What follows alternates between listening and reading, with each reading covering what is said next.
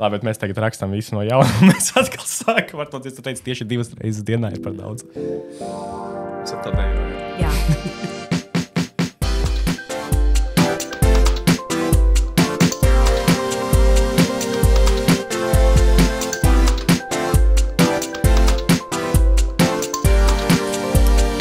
Daktaris Sārva un daktars Jansons sasauc konsīliju. Un šodien mūsu konsīlija viesis neviens cits kā ģimenes ārsts Gints Martinsons. Sveiki, kolēģi. Sveiki. O, cik oficiāli. Gint, kas tev sagādā prieku? Gandarījumu tavā darbā. Manā darbā. Smagie jautājumi pirmie, ja? Paldies. Paldies. Laikam jau tieši tas darbs pats ar pacientiem. Es nevaru. Es uzreiz pateikšu skatītājiem. Kā mums gadījās ķibele. Līdz ar to mēs tik stulbi brācam un mēs ierakstām šo epizodi atkal. Jā, tāds dežavu sajūta man ir. Un tāpēc tu varbūt vari nebūt tik politkorekts. Bet teikt jā. Atbildi nemainās arī pēc 3 minūšu pārdomu pauzes. Nē, tas darbs ar pacientiem un tā atgriezeniskā saite, kad tās mazās uzvaras, kad kaut kas, uz ko tu kopā ar pacientu esi gājis, ir nostrādājis, tas holesterīns ir samazinājies, tas asinsspiediens ir uzlabojies un pacients tiešām jūtas labāk un tas tiešām sagādā lielu baudu. Es varbūt es nezinu, vai es uzdevu to jautājumu pirms tam, bet varbūt tev arī patīk tieši tas, ka tu tam pacientam seko līdzi ilgstoši, ka viņš tā kā nāk pie tevis un nav tā, ka ir tas pārtraukums, ka viņš ir atnācis, pieņemsim, kā pie manis izārstēja puņšus un varbūt viņš var neatnāk vairāk nevienu citreiz. Jā, tieši tā atgriezeniskā saite, ko jau es pieminēju, un arī tas, ka tas profilaktiskais darbs, tieši tā primārā aprūpe, uz ko arī mēs kā ģimenes ārsti ejam, tas arī tiešām lielu prieku sagādā, ka tu vari palīdzēt pacientam jau pirms. Saglabāt veselību. Saglabāt veselību, tieši tā. Okay. Bet ja ne ģimenes ārsts, tad kas? Jā, ja tu nebūtu ģimenes ārsts, kas tu būtu? Vēl viens labs jautājums. Es domāju, ka tās izvēles būtu 2 varbūt. Vai nu es būtu internists, piemēram, gastroenterologs, jo tā bija arī patiesībā mana pirmā rezidentūra Vācijā. Pēc universitātes pabeigšanas es turpināju savu rezidentūru Vācijā. Un otrs, iespējams, psihoterapija, psihiatrija. Tā bija mana otrā izvēle pēc tam. Bet kā tu noslēdzies tieši uz to ģimenes medicīnu? Uz ģimenes medicīnas noslēdzos tāpēc, ka es diezgan ātri Vācijā sapratu, ka darbs slimnīcā nav tas, ko es vēlos.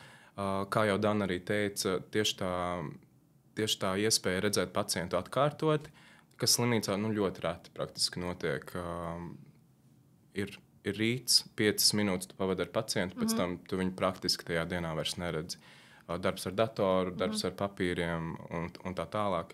Un ģimenes medicīnā tas ir varbūt tieši pretēji. Tu šo pacientu redzi atkārtoti 1 reizi, 2 reizes, 3 reizes, un tiešām redzi arī, kā viņa veselība progresē. Labi, bet ko tu pieņemsim dari tādos gadījumos, kad pie tevis jau nāk visādi vecuma cilvēki, tie nav tikai bērni, tie ir arī gados vecāki cilvēki ar daudzām saslimšanām un zālēm, kas jālieto. Kā tu jūties tajās situācijās, kad tu saproti, ka tas cilvēks, viņš būs vienādi slims to visu laiku, viņš pie tevis nāk, vai tev nav kaut kāda iekšēja arī varbūt tāda kaut kādas profesionālās neveiksmes sajūta, vai tu vienkārši to pieņem kā faktu, ka vienkārši šis cilvēks ir ar tādām saslimšanām, un es vienkārši palīdzu viņam saglabāt to stāvokli, kāds viņš ir tagad. Protams, tā sajūta varbūt īpaši sākumā, kad tikko es sāku strādāt, nebija pati labākā, bet ar laiku tomēr tu saproti, ka ārsts nav brīnumdars. Mēs tiešām varam izdarīt, cik mēs varam izdarīt. Es varu izdarīt visu. Wow! Lūdzu, visi pie Danas Sāravas ejam. Lūdzu. Es gribēju iemest smieklīgi joku, jo kaut kā baigi nopietni tā saruna. Es nevaru visu. Es gribētu varētu visu, bet es nevaru visu. Jā, sorry, piedod savu pārtrauc. Nē, viss kārtībā. Jā, tā sajūta noteikti sākumā bija. Varbūt tagad tā sajūta nav vairs tik izteikti, jo man liekas arī tas laiks, kad tik ļoti tās nopietnās patriarchālās attiecības starp ārstu un pacientu ir beigušās. Vismaz es mēģinu to pēc iespējas mazāk darīt. Man liekas, ka tur bija tas viens vārds. Tur bija tas. patriarchāls. Kādas patriarchālas attiecības? Kas tās bija par attiecībām? Jā, ko tas nozīmē? Neskaties uz mani tādām acīm. Cilvēki tieši tāpat skatās uz mums un nesaprot. Būtībā tas nozīmē to, ka ārsts ir galvenais. Viņš pasaka plānu, tu darīsi tā, un tev ir jāatklausa tam. Tā kā tēva attiecības ar bērnu. Jā, tā kā respektīvi tā kā vecāks ar bērnu, ka pasaka, tev tagad būs jādara tā, un pacients to pieņem, bet tagad mēs pārējām uz tādām līdzvērtīgām attiecībām ar pacientiem. Tieši tā, ka tas darbs ir mums kopā, mēs kopā lemjam par tā. Protams, es kā ārsts iesaku pēc savām domām un vadlīnijām, protams, pēc uz pierādījumiem balstītās medicīnas pamatiem, kāds varētu būt tas process tālāk. Jā. Un tad kopā ar pacientu mēs lemjam, vai tas būtu atbilstoši viņa stāvoklim. Jo šīs attiecības tiešām šobrīd ir tādas plus-mínus līdzvērtīgas. Un to arī mēģinu savā praksē īstenot. Bet vai tavuprāt tas tā pietiekami ir? Diezgan forši dzirdēt. Ka tas ir tas tā paradigmas maiņa, ka mēs sastrādājamies ar pacientu, nevis tu marš tagad uz saules aptieku vai mēnesi aptieku un dari šito, bet tas pietiekami notiek tieši no ģimenes ārstu puses. Vai tas ir kaut kas tāds, ko jaunie ģimenes ārsti sāk ieviest? Kā ir tā situācija, tavuprāt? Manuprāt, tas ir tiešām varbūt jauno ģimenes ārstu paudze, kad šāds ārstēšanas veids tiek ieviests, jo tas nav, manuprāt, tas nav tikai ģimenes ārstiem, tas ir visiem ārstiem, kad šādas attiecības varbūt kādreiz bija, ka tiešām ārsts pasaka, tā, mēs darām tā, tev nav izvēles, ja tu to nedari, tad kāpēc tu nāc šeit? Bet jā, es domāju, ka tas ir vairāk ar jaunajiem ārstiem saistīts. Stāsts par to Vāciju, kur tu brauc to laimi meklēt. Kas tad Vācijā bija tāds, kas tev lika atgriezties atpakaļ? Vai mēs varam uzskatīt tevi par tādu Latvijas veiksmes stāstu? Veiksmes stāstu noteikti. Mums ir cilvēks, kas ir aizbraucis un atgriezies. Jā, vai Ginta neveiksme? Nē, tā. Protams, nē. Vācijā bija ļoti, ļoti skaisti. Tas bija ļoti skaistā vietā pie Šveices robežas. Jā. Bodensē, ļoti skaista vieta. Wow, izklausījās ļoti skaisti. Jā, Šveices Alpi, turpat pāri ceļam. Bet man Latvijā bija gatava dzīve. Visi draugi, ģimene, protams, attiecības man bija šeit. Un uz Vāciju es aizbraucu ar mērķi iegūt pieredzi, protams, paskatīties, kāda ir veselības aprūpes sistēma tur, to visu arī izdzīvot. Bet tad, kad es sapratu, ka darbs slimnīcā nav mans, tad divu domu nebija. Bija jābrauc atpakaļ uz mājām. Bet tad bija sajūta aizbraucot uz Vāciju, ka te ir tā kā vajag, un tad Latvijā nav tā kā vajag. Nē, vai nebija tik traki? Ir Vācijā, protams, daudzas lietas, kas ir labākas nekā šeit, bet kopumā, kurā veselības aprūpes sistēmā nav problēma. Tur arī ir daudz problēmu. Varbūt tur ir cita veida problēmas, bet problēmas ir. Un Latvijā jau nav nemaz tik slikti. Nē, Latvijā tiešām nav nemaz tik slikti. Ir lietas, kur mums vajadzētu piestrādāt. Jā, kopumā es arī nemalētu to bildi tik melnu. Es arī iepriekšējiem viesim uzdevu šo jautājumu. Man likās ļoti interesants. Vai tu saviem bērniem, vai tu viņam piespiest būt par ārstiem? Nē. Piespiest vēl vairāk, nē. Emotional damage. Labi, bet... Mums ar sievu par šo ir teiciens. Tāda deja vu sajūta, jā, bet mums ar sievu ir, ka daudz, kur, man liekas, bieži ir tā kā pieņems, ka ārstu ģimenēs tad tā kā tiek uzspiests, nākamajai paudzei kļūt par ārstiem, un mēs ar sievu vienmēr smējamies, ka mēs noteikti tā nedarīsim, lai bērni pabeidz rezidentūru un dara, ko grib vienkārši. Šautauts Reiņa sievai. Visai jūs ģimenei. Labi, bet varbūt īsumā izstāstīja, kāpēc tas nē, kāpēc nē. Piespiest noteikti nē, bet arī varbūt es negribētu, lai mans bērns būtu ārsts, jo tas process ir ļoti, ļoti grūts. Pirmkārt, tie pirmie 6 gadi ir ārkārtīgi grūti un transformējoši. Deformējoši, jā. Kaut kāds budams mums nav. Paldies! Bet tas grūtums un tas smagums nebeidzas ar tiem pirmiem 6 gadiem. Rezidentūra arī ir tikpat grūta un tikpat smaga. Un man liekas, ka īpaši Covid laiks parādīja to, ka ārsta darbs var būt ļoti nepateicīgs. Un cilvēki ir dažādi un var būt dažādi. Un vajag būt Arī dažādiem. vajag, īstenībā, jā. Bet tomēr pieklājības Jā, pieklājības robežās. normas Jo Covid laiks tiešām parādīja, ka ārsts var būt kā lamuvārds patiesībā. Man liekas, daudziem joprojām cilvēkiem. bišķiņi arī mēs esam dažu cilvēku, dažu tā kā grupu viedokļi ir tādi, ka tur jūs jau toreiz mums tur Covid laikā neaizstāvējāt un savakcinējāt. Es tur neticēšu jums, līdz ar to tas vēl ir tāds palicis kā tāda lieta. Bet vai tev praksē, es vienkārši esmu dzirdējis par citiem ģimenes ārstiem, kuriem ir tie konfliktējošie pacienti, vai tev tādi ir daudz? Un, vai, cik viegli grūti ar tādiem tikt galā? Jo es zinu, ka tas noteikti prasa ļoti daudz emocionālo ieguldījumu.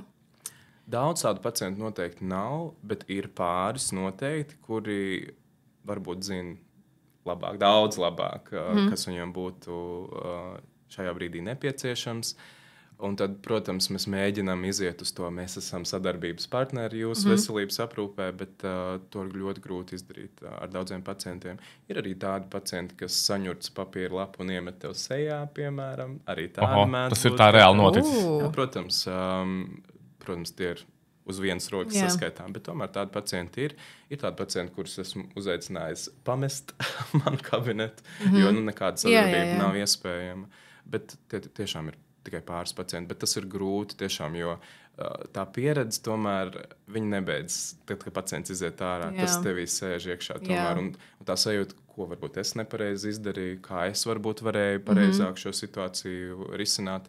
Un tās atmiņas tomēr paliek. Jā, man liekas, ka tas ir visgrūtākais. Un it īpaši, ja kaut ko tev tur pacients vai brālis vai kā citādāk, pēc tam man visbiežāk tas, ka ir kaut kāda vainas apziņa par to, ka es kaut ko nepareizi esmu izdarījis. Jo tik un tā, lai gan mēs mēģinām to līdzvērtīgo attiecību modeli veidot, es tik un tā jūtos tā kā vairāk atbildīga par viņu veselības stāvokli. Un man liekas, jo cilvēks, kas tajā brīdī nāk pēc palīdzības, viņš tomēr ir vājākā pozīcijā, kurā gadījumā.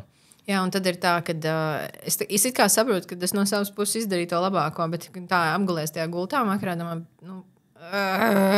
tā kā ir tas nenormālā tā kā, nezinu, kaut kāda vainas apziņa vai kā citādāk, bet man liekas, tas būtu vairāk taustas jautājums, tas tavs jājam zirdziņš. Par tiem 7 no rīta. Jā, klausies. Es tieši zināju, jā. Klausies, ir grūti, Gintam dažreiz darbā ir grūti, bet Gins pamostās, un Gins iet uz darbu. Gins ienāk savā kabinetā, un ko tu dari savā darbā? Pirmā lieta, ko tu izdari, ieejot savā ārsta kabinetā. Kā tad izstāstā tava diena? Pirmais, ko es izdaru, ir sasveicinos ar savu māsiņu mīļo, kas man gaida, jau ir sagatavojis visas pacientu kārtiņas, piemēram, pacientu sarakstu. Šautauts tavai māsiņai. Jā, šautauts Ginta māsiņai. Vislabākajā. 2 mums ir māsiņas. Abām māsiņām Laura, šautauts. Anastasija. Es vispār ārpus tēmas, bet es gribu pateikt, ka māsiņas patiesībā ārsta darbā ir nenovērtējums. Es nezinu, ko es darītu bez... Šautauts visām medicīnas māsām. Tiešām brīnišķīgi cilvēki. Tiešām. Jā, un tad es ieslēdzu datoru, sagatavoju savu pacientu sarakstu, apskatos, kas pie manis tajā dienā nāks. Ja ir kādi atsevišķi pacienti, kuriem es zinu, ka tiešām varētu tā saruna būt grūta, sagatavoju informāciju, teiksim, apskatos analīzes vai datamedā izmeklējumus kādus. Jā, tas ir būtībā tas, ko es daru. Vai tev darbiņš sākas katru dienu 8 no rīta, un cik ilgi vai tu strādā no 8 līdz 4, 5?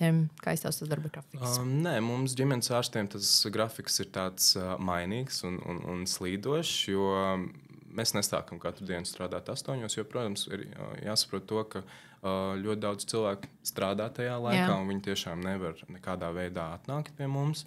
Tāpēc mums arī pieņemšanas dažkārt ir līdz 7, pat 8. Un tad darba attiecīgi mēs sākam nedaudz vēlāk. Tā kā kādas dienas es arī varu izgulēties līdz 10.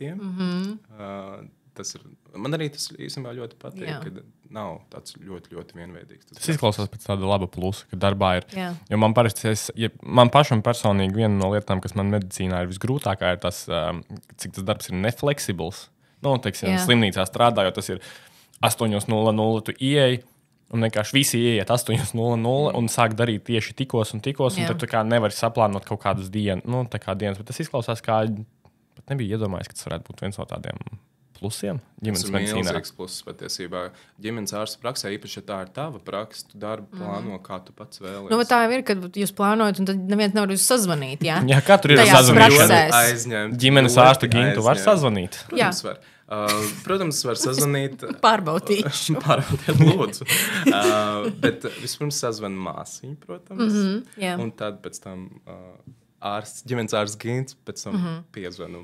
Vai ģimenes ārsta pienākums vispār patiesībā ir konsultēt pacientus pa telefonu? Un, jā, es arī domāju no tādas datu aizsardzības viedokļa, protams. Jo es arī gribētu piezvanīt savai ģimenes ārstei, bet es kā ārsts pats saprotu, ka viņi tajā brīdī iespējams pieņem vispār kaut kādus pacientus. Viņi īsti nav definējusi tos zvanu laikus, vai tev ir zvanu laiks, un vai ģimenes ārstam vispār ir jāatbild uz telefonu zvaniem? Tas ir labs jautājums. Arī jautājums, par ko mēs paši savā starpā diskutējam, ģimenes ārsti. Mums ir praksē telefona konsultāciju laiks. Es domāju, ka ārstiem ir tomēr jākustās līdz laikam. Un, protams, mēs nevaram noliegt, ka šīs telefona konsultācijas pastāv. Mūsu praksē gan ir ļoti strikti atrunāts ar pacientiem, ka pieņemšanas laikā nekādas telefona konsultācijas netiek veiktas, izņemot, protams, ja tie ir kaut kādi šausmīgi akūti stāvokļi, kad ir tiešām jāpalīdz. Mums ir pēc pieņemšanas atlikts laiks, kur mēs atzvanām pacientiem, kuriem tiešām tas ir nepieciešams. Jā. Tas notiek. Jā. Nu, labi, tu runā par kaut kādām labām lietām ģimenes medicīnā, bet... Kas tev besī ārā savā darbā? Laikam... Tomēr tā veselības aprūpe. Kā sistēma, kā tāda? Sistēma, jo ļoti daudziem cilvēkiem mēs varētu ļoti labi palīdzēt, bet jāgaida rindā. Jā, speciālists jāgaida 8 mēnešus, izmeklējums jāgaida pusgadu. Un tad tiešām nolaižas rokas un liekas, mēs to varētu atrisināt tūliņ pat nedēļas laikā. Bet mēs to nevaram izdarīt, tāpēc, ka mums ir jāgaida kaut kas, vai tas ir speciālists vai izmeklējums. Varbūt pacients nevar atļauties kaut ko analīzes. Jā, nevienlīdzība kā jautājums veselības aprūpē. Tā tik šobrīd ir, ka, diemžēl, ja tu spēj samaksāt par izmeklējumiem, tev saņem labāku veselības aprūpi. Formāli mums ir maksas medicīna. It kā ir atsevišķas lietas, kas, par ko ir samaksāts, bet formāli, ja tu gribi par to veselību tieši preventīvā medicīnā man pat liekas. Jā, īstenībā tas ir, manuprāt, milzīga problēma, īpaši primārajā aprūpē. Kad ir lietas, ko mēs varētu ļoti labi neatļaut attīstīties kaut kādām veselības problēmām, bet mēs to nevaram izdarīt, tāpēc, ka nav naudiņas, nav vēlmes, varbūt pacients nevēlas. Varbūt līdz galam arī nesaprot, ka varbūt to arī vajadzētu. Tieši tā. Klau, bet jautājums tāds no slimnīcu puses.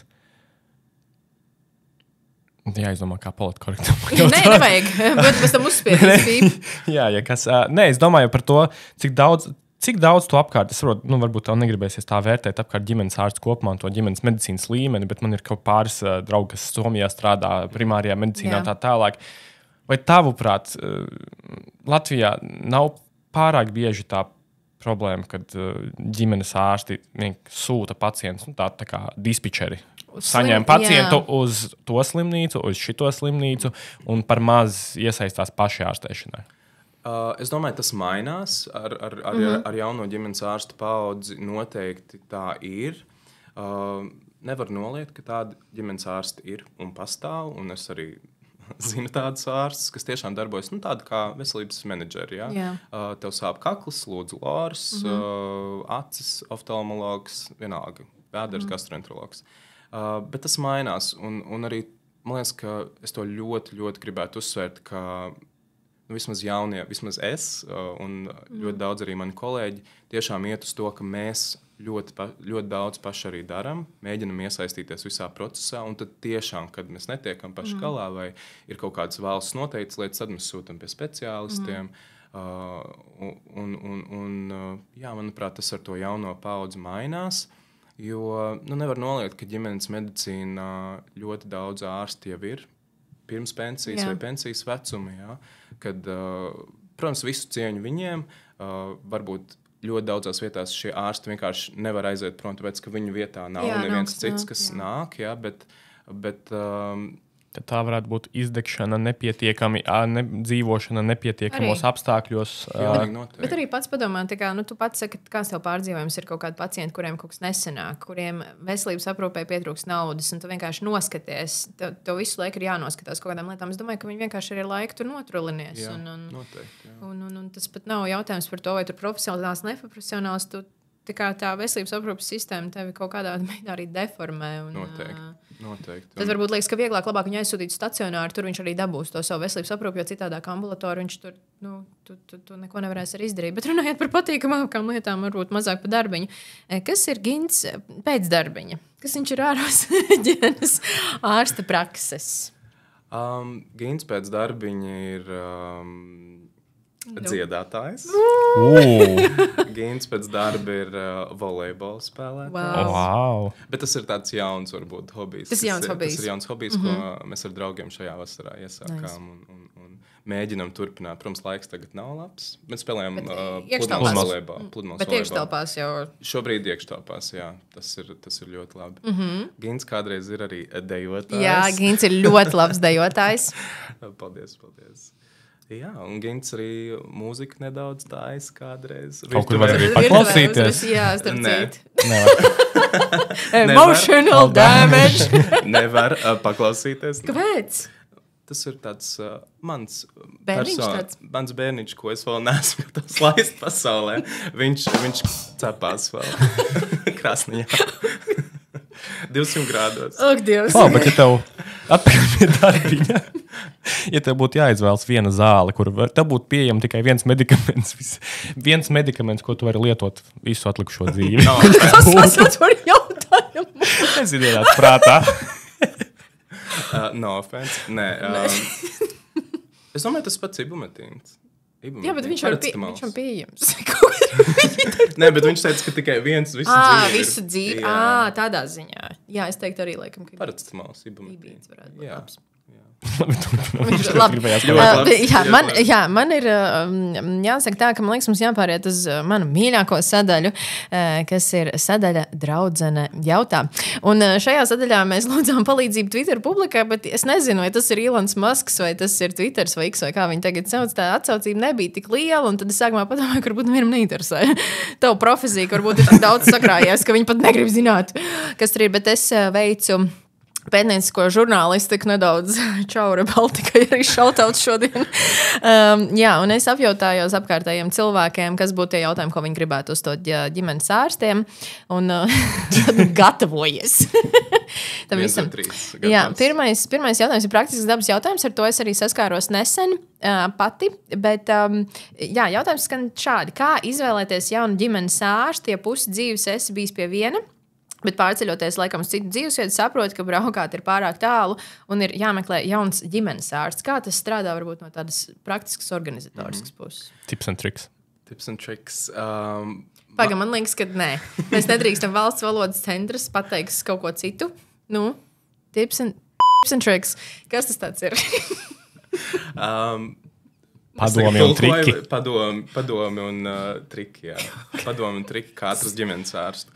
Tas nav vienkārši. Es domāju, ka tas ir ļoti līdzīgi kā ar psihoterapeitu, kad katram cilvēkam ir nepieciešams varbūt cita veida ārsts. Labi, bet zini kā, bet nemeklēs jau nesteigās pat dažādiem ģimenes ārstiem. Tu domā, ka cilvēki tā dara? Viņi tā var darīt? Viņi tā var darīt.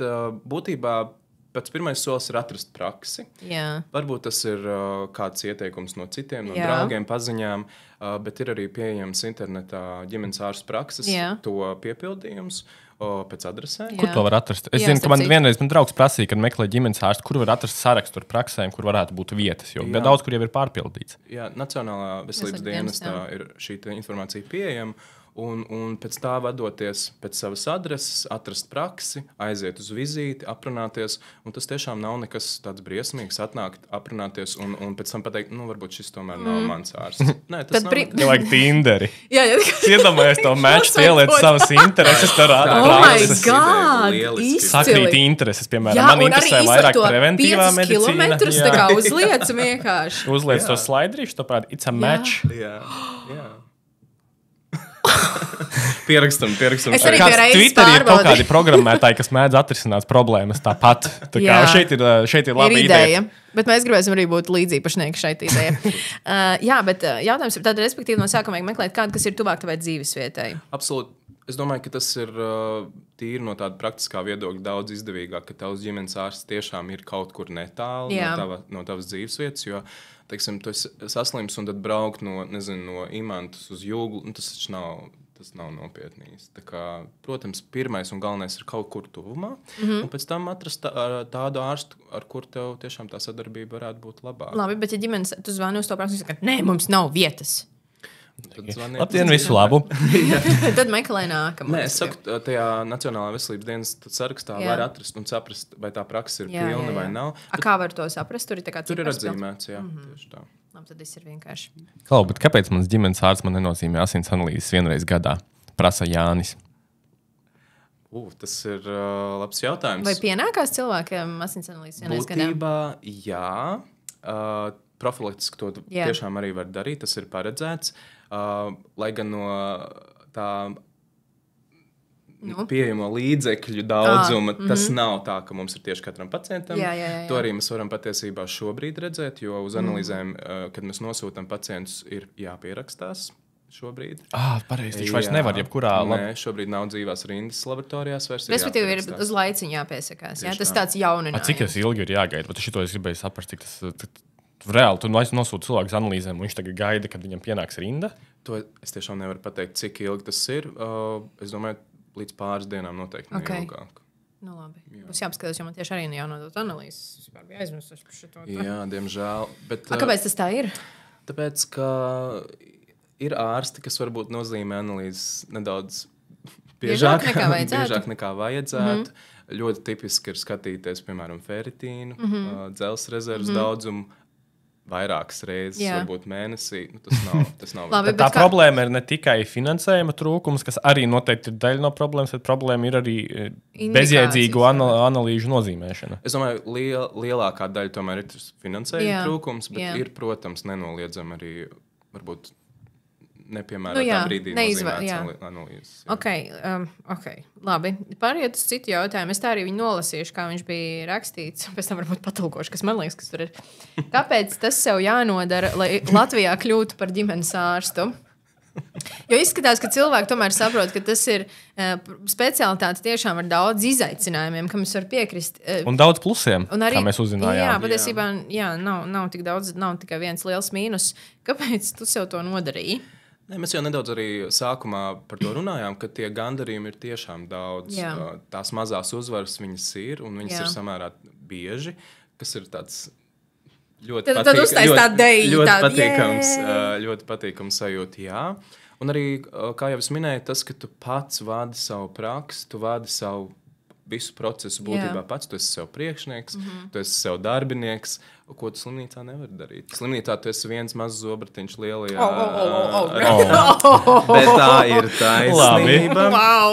Bet savā praksē tu esi milzīgs zobrats. Un tu griezies. Galvenais zobrats, jā. Kāpēc mums nav kaut kāda tāda skaņa? Es pat nezinu, kā lai te nav skaņas, kas būtu atbilstoši tavam ego lielumam ģimenes ārstu. Tā jau nav. Klau, bet vai pat 3, es nezinu, kurš to prasa, iespējams, ka lietotājs Ilda 7433 prasa, vai iespējams pat 3 rezidentūras gadiem iemācīties visas nozares tā, lai spētu aprūpēt visu vecumu pacientus, jebkurā specialitātē, jebkurā diennakts laikā? Jā. Īsā atbilde ir jā. Vidēji godīga atbilde. Vidēji garā atbilde ir daļēji.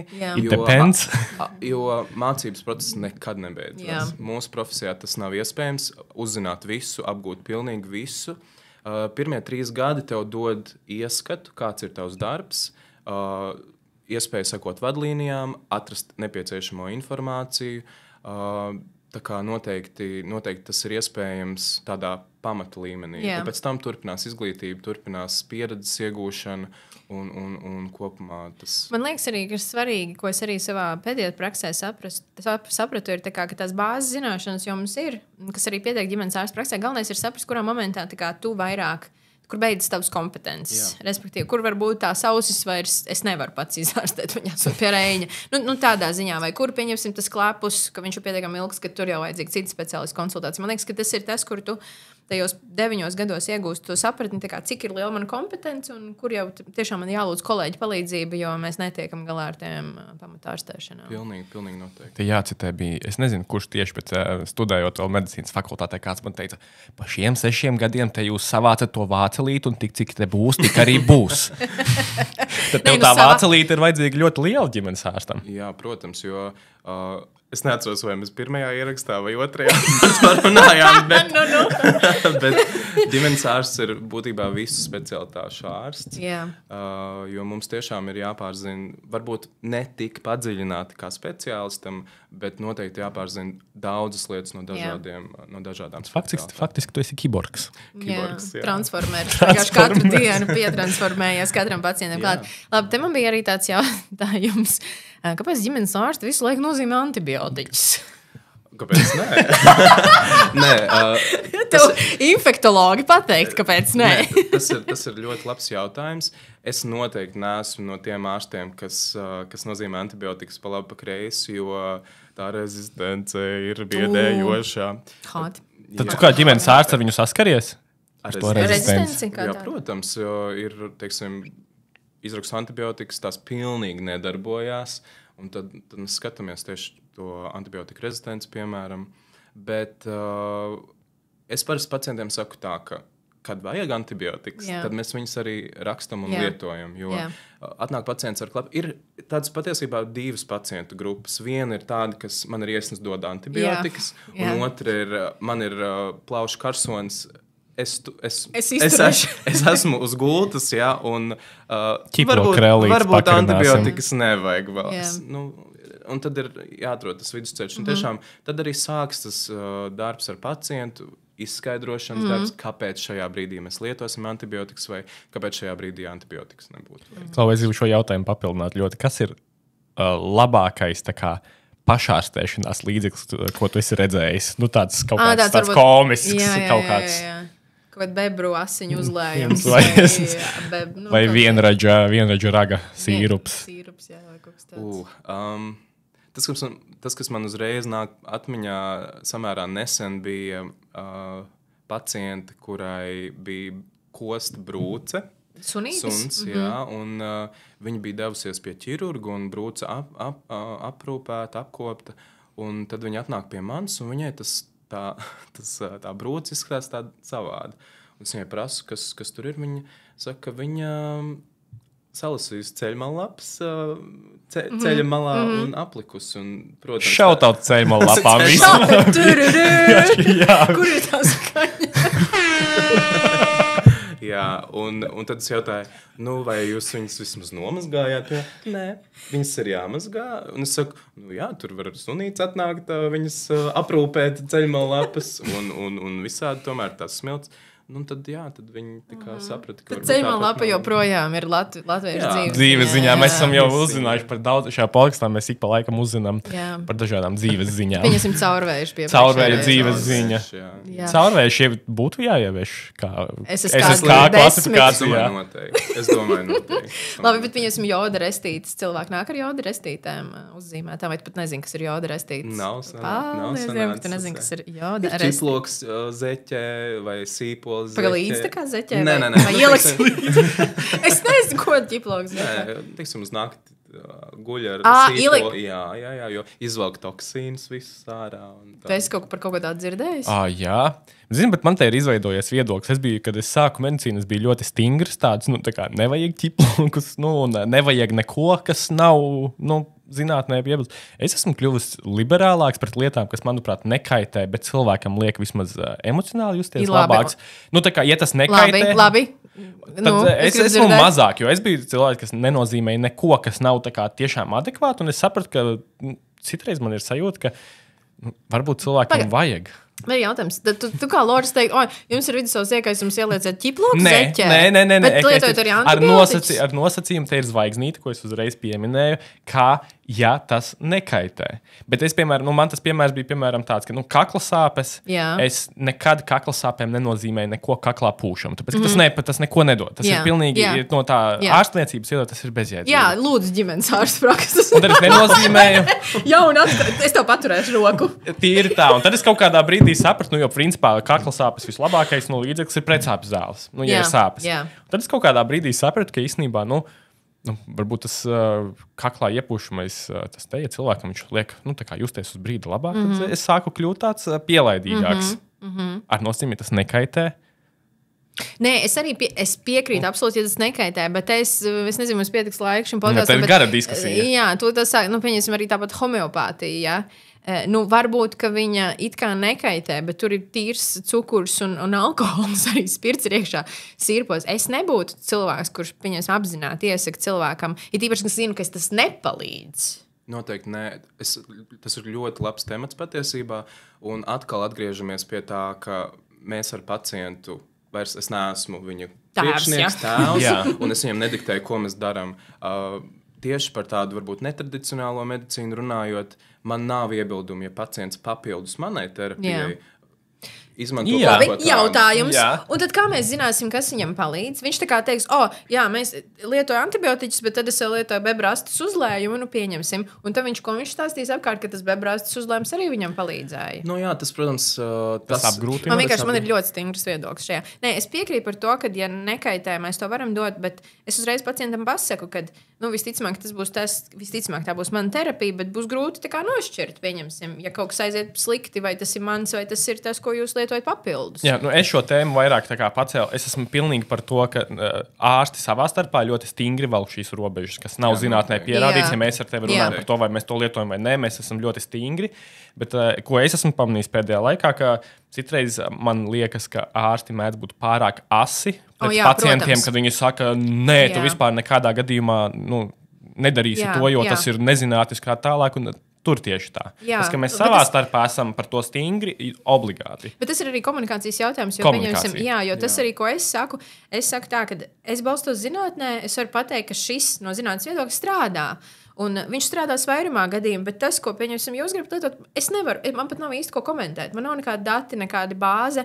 Un es arī paskaidroju, pieņemsim to, ka jūs lietosiet divas lietas kopā, un ja kaut kas notiks, tad es nevarēšu saprast, vai tas ir, ka tas sarežģīs varbūt to manu analīzes procesu, līdz ar to mēs arī izrunājam tās lietas. Bet tas ir komunikācija. Jā, mēs nonākam atpakaļ pie tā, ka tas ir komunikācija. Jā, noteikti. Un arī tieši kā tu saki, es arī pacientiem to saku, ka mēs varbūt jūs lietojat to terapiju, ko es jums nozīmēju, to, ko jūs papildus darat, to es, protams, nevaru ietekmēt. Arī es zinu pēc savas pieredzes, pēc vadlīnijām, ka šīs lietas tiešām ar lielu varbūtību palīdzēs. Tās papildus lietas man nav nekādu pierādījumu. Ja man kāds jautā, vai tas būtu jālieto, es atbildu ir nē. Bet, ja pacients jautā, bet es lietošu arī to, un tad es esmu nedaudz pielaidīgāks. Jo tiešām mans šis te tāds, nezinu, padoms pacientiem, netērējiet to naudu. Jā, tas ir arī. Homeopātija ir ļoti dārga patiesībā. Man liekas, ka te ir divas tādas foršas lietas, ko es gribu atzīmēt. Pirmais, tas, ka es gribētu, lai man pacienti pasaka, ir vēl kaut kādas lietas, ko viņi lieto, jo tad attiecīgi, tas bišķiņ pamaina tur to manu analīzes procesu. Man ļoti patīk patiesībā sakot, ka pacienti arī uzdod tos jautājumus. Man liekas, ka tās attiecības mums tiešām ir izveidojušās tādas līdzvērtīgas. Un nākamā lieta, protams, ir par naudu. Neieteikt terapiju, kas ir dārga un nav ar zināmu rezultātu. Jā, tas ir tie ļoti divi labi. Wow, man pilnīgi zosinu. Jā, bet šī būtu īstenībā baigi gara saruna, tik īsā brīdī tā riskanti. Varbūt mēs pēdējo kaut kādu jautājumu uzdodam. Varbūt es varētu pieminēt to, ka tā ģimenes ārsta profesija, es ļoti ceru, ka es zinu, kāda varbūt cilvēkiem ir kāds priekšstats par ģimenes ārstiem, kā jau tu minēji, ka tas, kā Dana minēja, ka tas ir tāds menedžeris, nosūta tur atver slimības lapu, bet tas tiešām mainās, to es redzu savu kolēģu starpā. Nenoliedzami ļoti daudz kolēģi ir pirms pensijas vecuma un pensijas vecuma un visu cieņu viņiem, jo bieži Šautauts viņiem. Šautauts visiem ģimenes ārstiem. Paldies, ka jūs turat to fronti. Jo bieži vien viņiem nav citas izvēles, kā palikt savā darbā, bet ir jau ļoti daudz ģimenes ārsti, kas vairs nav tie ģimenes ārsti, kas varbūt ir palikuši mūsu atmiņās? Kas nav varbūt tā gada gājuma, kas ārstēja Jūliju Cēzaru, kad viņi sadūra mugurā. Ar asins noliešanu. Varbūt vienu paracetamolu vai Jūlija, varbūt jums darba nespējas lapu atvērt. Nē, tie nav vairs tādi ārsti. vismaz ir iespēja izvēlēties, un tiešām jaunie speciālisti ir tiešām ļoti, ļoti labi. Nu, tad varbūt nobeidzot, tad jau tur reiz sāk tos nobeiguma vārdus, tie jautājumi šruns ar visu. Es vienmēr uzdodu mūsu viesiem to vienu jautājumu. Nu, nevis uzstādīt diagnozi mūsu sabiedrībai, bet varbūt kas ir tas, kas mums kā sabiedrībai trūkst, varbūt kaut kāds deficīts, mums kaut kā ir. Tad, sausais atlikums, ko tu gribi pateikt. Jā, ka tev tā sēd darbiņā, un tu domā, es gribētu nodziedāt šo visai sabiedrībai. Vēl viens sākām ar smagiem jautājumiem. Protams, medicīna ir traģikomēdija, tāpēc mēs arī šo turpinām. Man liekas, varbūt nekas pietrūks, bet es novēlētu visiem cilvēkiem, arī ārstiem, tomēr lielāku empātiju vienam pret otru, sapratni, ka mēs visi esam cilvēki. Mēs tiešām visi esam cilvēki, kas kādreiz arī pieļauj kļūdas, arī pacienti pieļauj kļūdas, arī ārsti, diemžēl, pieļauj kļūdas. Un to sapratni vienam pret otru, un to cieņu vienam pret otru. To es novēlu gan saviem pacientiem, gan saviem kolēģiem. Tu vari izdziedāt melodijā cieņu un sapratni. Nē. Bet mums ir jānopaļējās. Emotional damage.